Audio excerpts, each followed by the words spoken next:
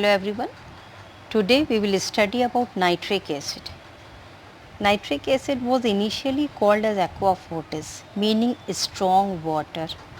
So why nitric acid was called as aqua fortis? Because of its corrosive action on many metals. It can even dissolve silver, which does not dissolve in other acid. So because of this reason, it was known as aqua fortis. Now little bit about its occurrence. Nitric acid occurs in free state and in the combined state also. In free state, nitric acid is found in rainwater, where it occurs in traces after lightning. One thing you should know that air is a mixture of nitrogen and oxygen. There is no reaction between nitrogen and oxygen under normal condition. But during lightning discharge, nitrogen in the atmosphere react with the oxygen to form nitric oxide. Okay, this point you should remember that there is no reaction between nitrogen and oxygen under normal condition when they react either at very high temperature or in the presence of electric spark. Okay, so nitrogen react with oxygen to form nitric oxide. Nitric oxide further oxidizes to form nitrogen dioxide, and nitrogen dioxide dissolve in water, rainwater or moisture present in the atmosphere in the presence of oxygen to form nitric acids. That is how nitric acid is present in free state in rainwater. Is it clear to all of you? Next we will study in detail about lab preparation of nitric. And now lab preparation. In lab, nitric acid can be obtained by heating a mixture of potassium nitrate or sodium nitrate with concentrated sulfuric acid. A mixture of equal parts by weight of sodium or potassium nitrate and concentrated sulfuric acid are heated. At what temperature?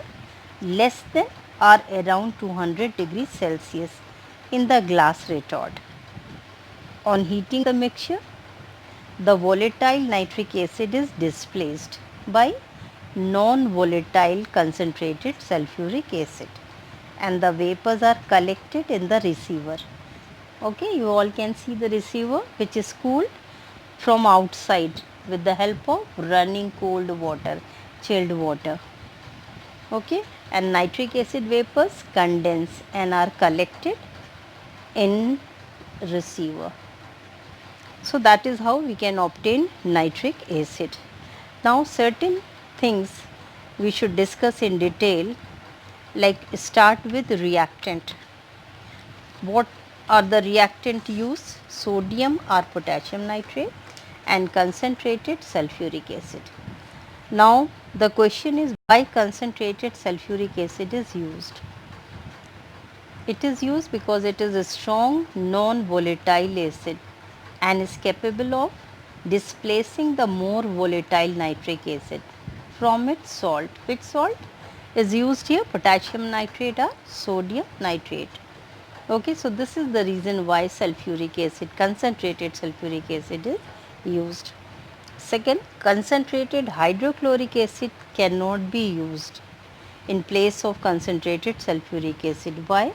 Because concentrated hydrochloric acid is volatile in nature.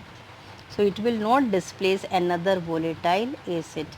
Okay, so because of this we cannot use concentrated hydrochloric acid. We can use only concentrated sulfuric acid as it is non-volatile. Then apparatus. All glass apparatus is used for the lab preparation of nitric acid. Why? Because the vapors of nitric acids are highly corrosive in nature. They will attack rubber and cork. That is why all glass apparatus is used. Okay. Then we will discuss very important point, temperature of the reaction. Temperature of the reaction should not exceed 200 degrees Celsius. Different reasons are there. What is the first reason? because if temperature is above 200 degrees Celsius, then normal salt will be formed, like sodium sulfate or potassium sulfate will be formed, and it forms a hard crust which will stick to the wall of the glass apparatus and spoil it for further use. It will be very difficult to remove this hard crust. Okay, so this is one of the reason. When temperature is below 200 degrees Celsius, then what will be the product? Bisulfate will be formed. Okay, when sodium nitrate react with concentrated sulfuric acid, temperature is less than 200, then what will be the product? Sodium bisulfate and nitric acid. If temperature is above 200, then what will be the product? Normal salt will be obtained, sodium sulfate and nitric acid. Sodium sulfate or potassium sulfate forms a hard crust and which will stick to the wall of the retort. So that is why temperature should be maintained below 200 degrees Celsius, one of the reasons. Second reason, high temperature may damage the glass apparatus, and third one also very important, at high temperature nitric acid may decompose also, and wastage of fuel. So all these reasons you should remember, especially two reasons: formation of hard crust of sodium sulfate or potassium sulfate, and second one, decomposition of nitric acid. Especially these two also you should remember. Okay, clear this one? Then one thing more, pure nitric acid is colorless, but the nitric acid which is obtained in the lab is slightly yellowish brown due to presence of dissolved nitrogen dioxide. Nitric acid decompose at high temperature to form nitrogen dioxide. Nitrogen dioxide dissolve in acid to give it yellow color, yellowish brown color.